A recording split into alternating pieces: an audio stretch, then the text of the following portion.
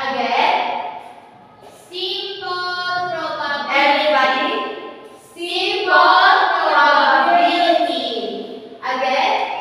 Simple probability. So our topic for today is all about simple probability. So what is simple probability?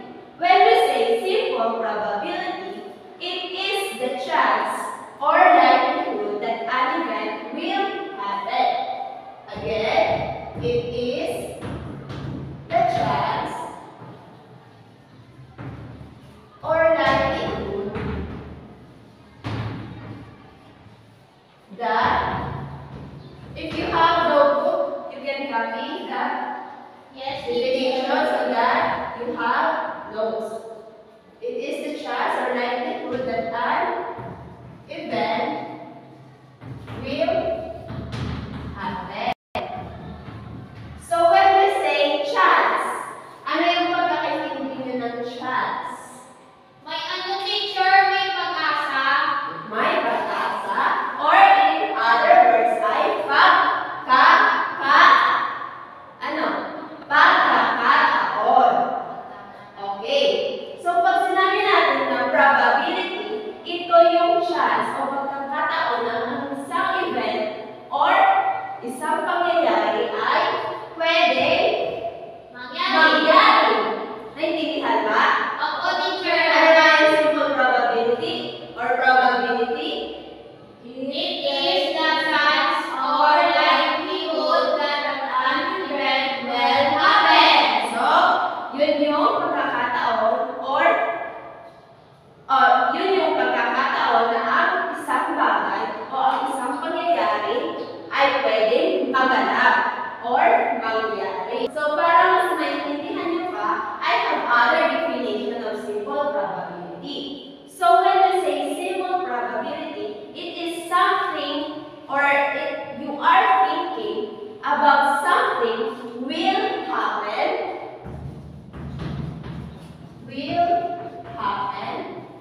or will maybe happen, or won't happen. So pag sinabi natin na will happen, ano yun? Mangyayari. Pag sinabi natin na will maybe happen, kung mangyayari ba, teacher? Kung pwedeng mangyari. Okay, very good. At kapag won't happen, hindi mangyayari. Okay, hindi mangyayari.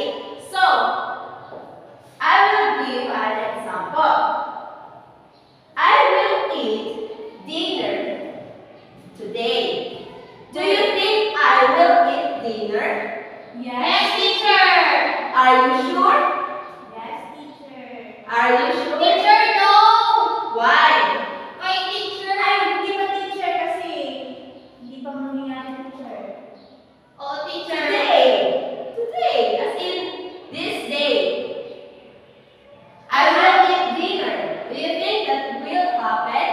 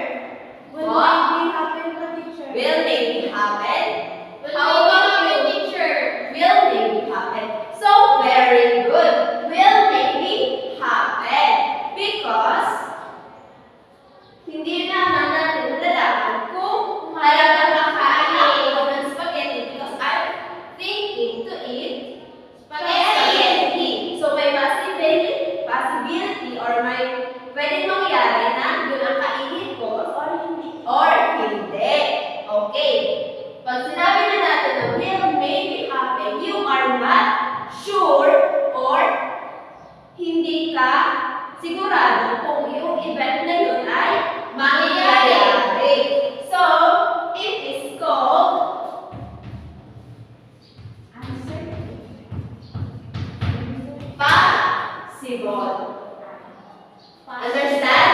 Yes, teacher. Ano nga?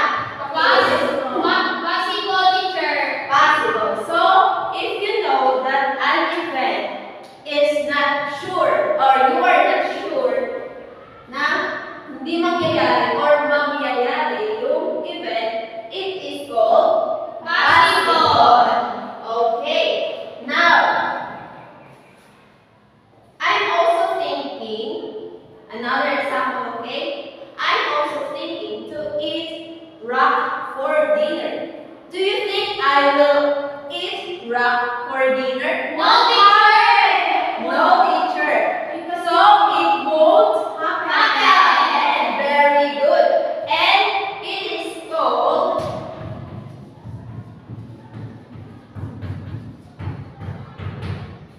can you read? Impossible. Very good. Impossible. So if you know that an event will never happen, it is called impossible. So, did you understand the third thing? Possible and impossible? Yes, teacher. Very good. So that is under the probability. This is the chances that an event will happen. First is Certain. Second, Possible. and third, Impossible. impossible. Okay. Now, for you to make it more understand, there is a scale in simple probability, and it is called probability scale. So, probability is scaled on 0 to 1. Wherein 0 is what? Is the impossible, and 1 is the Certain. certain. Okay. This is 1 and 0. So, do you think where is the possible there? Here in scale. Sa tunga, teacher. Okay, very good. Sa Gitna. gitna. So, this is the possible. Okay. This is 0.5. Very good. So, another example to make you understand the probability scale. And for you to understand what is probability scale, it is used to measure the probability. Did you understand? Yes, teacher. Okay. What I am holding. Ano hinahawakan mo? Guys, teacher. Are you familiar with this? Yes, teacher. Die. It is called Dice. die. Yes, dice if it is more than 1. But kung isa lang, it is called die. Okay. Now, ilan yung mga numbers na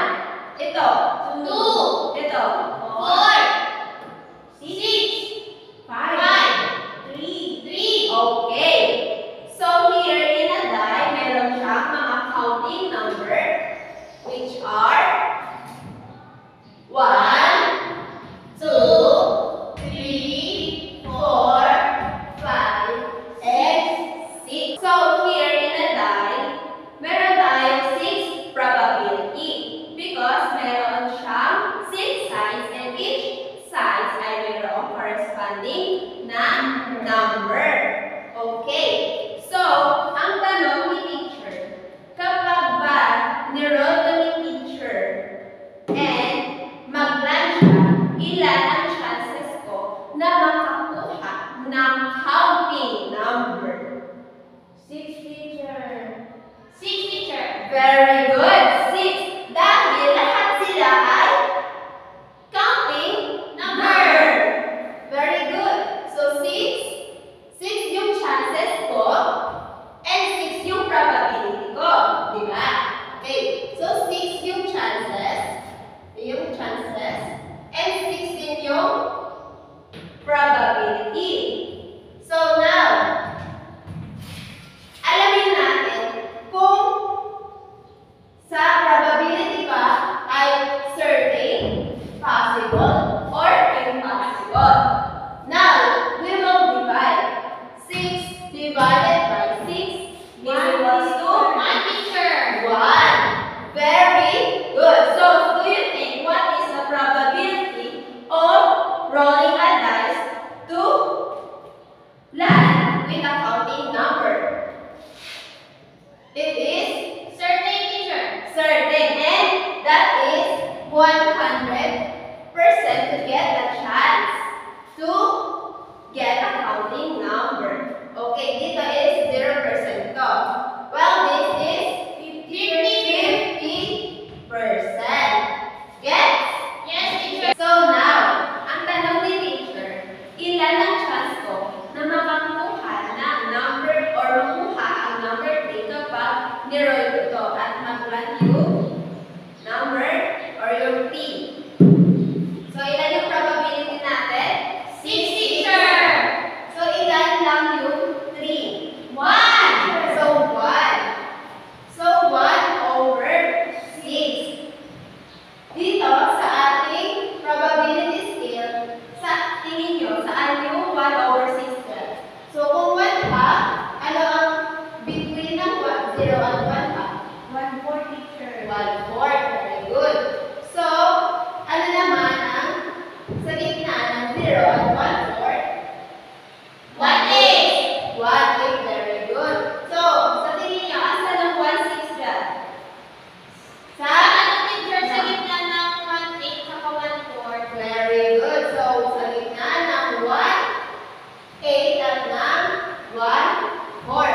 So, ito yung chance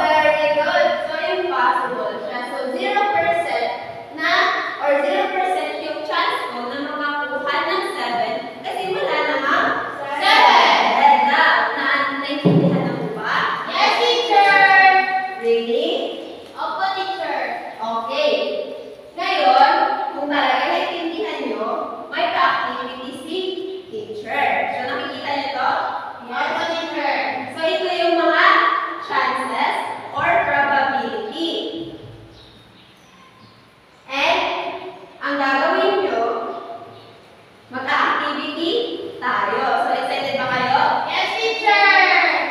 Sure ba? Oh, teacher! So, ang gagawin niyo lamang ay pupunta kayo sa harapan at magpwesto kayo sa tapat ng word. Kung certain, possible, or impossible, yung event or situation na sasabihin ni teacher. Nag-ulan na. Umulan na. May mga payo ba kayo? Wala, teacher! Wala, teacher! Wala kayong payo? So, ang activity na gagawin nyo ay yun, pupunta kayo dito sa unahan at tatapat kayo dun sa word na inyong sagot. Kung ang sagot nyo ay certain, punta kayo dito at kung possible, dito naman at impossible, dito naman. Opo, teacher. Diba? So, makinig sa situation na sasabihin ni teacher. Okay? So, first situation. Going to school na lang para makarelate kayo. So, situation number 1, before going to school, I will eat breakfast. Teacher! Any teacher? Okay. Sir, say the answer